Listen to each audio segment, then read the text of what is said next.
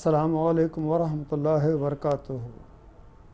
میں ہوں آپ کا ٹیچر زبیر وہاب اور آپ دیکھ رہے ہیں mentoring on screen YouTube channel. آج ہم اسلامیات کے سورہ نساء کی آیت نمبر 29 اور 36 پڑھیں گے۔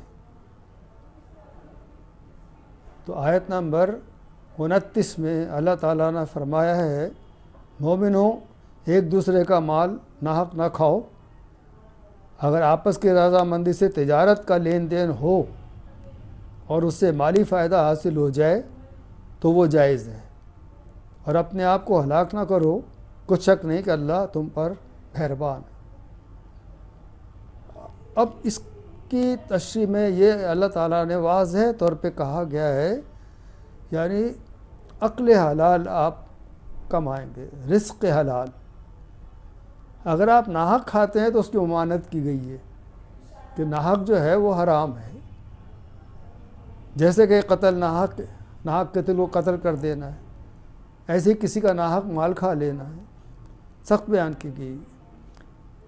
انسان کی ان تین چیزیں بڑی اہمیت کی حامل ہیں، جان، مال اور عزت اور آبرو۔ یعنی مسلمان کے اوپر جان، مال اور آبرو حرام قرار دی گئی ایک دوسرے مسلمان کے اوپر، اتنی مطلب سختی کی۔ اپنے پیروکاروں کو ان تینوں چیزوں کی ضمانت دی ہے، چنانچہ جو لوگ اسلام قبول کرتے ہیں وہ تینوں چیزوں پر عمل کریں گے، جان، مال اور آبرو۔ جان ناحق نہیں قتل کریں گے، مال ناحق نہیں کھائیں گے، آبرو ناحق کسی کی برباد نہیں کریں گے، جیسے عزت نہیں لوٹیں گے، نہ ان کو خراب کریں گے۔ ٹھیک، تو اسی طریقے سے جو اسلام قبول نہیں کرتے ہیں وہ ذمی کہلاتے ہیں، لیکن ان کو بھی اس نظام کے تحت اسلام نے جو دیا ہے، اس نظام کے تحت یہ تینوں حقوق ان کو بھی حاصل ہے۔ یعنی آپ ذمی کو بھی ناحق نہیں قتل کر سکتے، نہ ان کا مال کھا سکتے ہیں، اور نہ ان کی آبرو پہ ہاتھ ڈال سکتے ہیں۔ تو یہ اسلام ہے جس نے ضابطہ حیات دیا مکمل، اور اقلیتوں کو بھی تحفظ دیا مکمل کہ آپ کی عزت، جان، مال، آبرو ہماری ذمہ داری ہے، ہم اس کی نگہداشت نگہبانی کریں گے۔ تو ایسی چیزیں جو حرام ہیں، یعنی خنزیر ہے، شراب ہے، نشہ آور چیزیں ہیں، اس کو بیچنا ہے، خریدنا ہے، ناجائز کام کرنا ہے، یہ سارے کے سارے حرام ہیں۔ تو اس لیے آپ ناجائز طریقہ کوئی تجارت میں استعمال نہیں کریں گے۔ آپ باہم تجارت کر لیں ذمے کے ساتھ میں، لیکن ذمے کے لیے تو وہ تو ان کو تو مطلب حرام نہیں ہے، ذمی مسلمان نہیں ہے تو اس کا مطلب وہ تو شراب پیے گا، لیکن آپ کہیں گے شراب کی تجارت آپ نہیں کر سکتے، وہ کام میں آپ کے ساتھ میں نہیں کروں گا۔ اس لیے، اور آپ سود نہیں لیں گے، رشوت نہیں لیں گے، جھوٹ نہیں بولیں گے، دھوکہ بازی نہیں کریں گے، تمام یہ ناجائز طریقے نہیں اپنائیں گے، تب آپ ان کے ساتھ میں تجارت کر سکتے ہیں ذمیوں کے ساتھ میں۔ اگر وہ ان چیزوں کو کرتے ہیں تو پھر آپ تجارت ان کے ساتھ میں نہیں کریں گے۔ لیکن اسلام نے مسلمانوں کو تو یہ کہا گیا کہ یہ تین چیزیں آپ کے اوپر لاگو کر دی گئی ہیں، مسلمان کے اوپر، مسلمان پر، کہ اس کی مال، جان اور آبرو۔ اور اسی طریقے سے آگے ناحق قتل کی تو سخت ممانعت کی گئی ہے کہ دوسرے کا مال حرام کھانا ہے، دوسرے کا مال جو ہے نا وہ کسی کی جان لینا حرام ہے۔ اسی طرح آپس میں ایک دوسرے کو بلا وجہ قتل کرنا حرام ہے، یعنی اس کو اپنے آپ کو مارنے سے تشبیہ دی گئی ہے۔ یعنی آپ نے کسی کو ناحق مارا، اس کا مطلب یہ ہے کہ آپ نے اپنے آپ کو مار لیا، تو وہ بدلے میں سمجھو وہ بھی قتل ہی ہوگا، کیونکہ اگر اس نے قتل کیا تو وہ پھر قتل ہی ہو گیا، تو اس کا مطلب ہے کہ اس نے اس کو قتل کیا، سمجھو کہ اس نے اپنے آپ کو بھی مار لیا۔ تو یہ تمام صورتیں ہیں جس کی مطلب واضح طور پہ ممانعت کی گئی ہے اللہ تعالیٰ نے۔ اب آگے آیت نمبر 36 میں پڑھتے ہیں کہ آگے اللہ تعالیٰ نے آیت نمبر 36 میں سورہ نساء کی کیا فرمایا ہے۔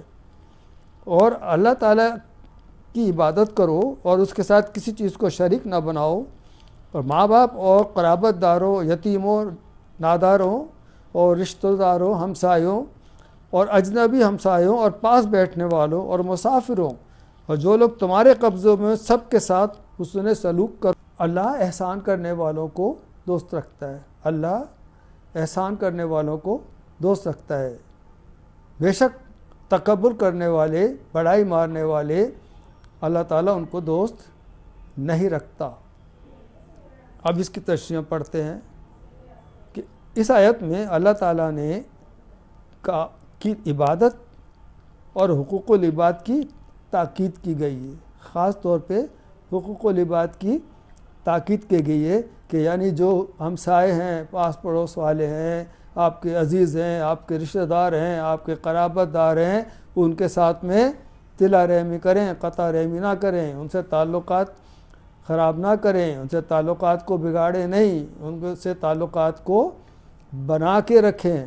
تو اس طریقے سے اس آیت میں دو ہیں، ایک تو حقوق العباد بھی اور حقوق اللہ بھی۔ اور حقوق اللہ تو یہ ہے کہ آپ اللہ تعالیٰ کی عبادت کریں، وہ حقوق اللہ کے حقوق جو ہیں وہ مکمل ہو جاتے ہیں۔ اللہ تعالیٰ کی فرما برداری کریں، اللہ کے حقوق پورے ہو جاتے ہیں۔ اللہ تعالیٰ کی اطاعت کریں، پورے ہو جاتے ہیں۔ نبی اکرم صلی اللہ علیہ وسلم کی پیروی کریں، اللہ کے حقوق مکمل ہو جاتے ہیں۔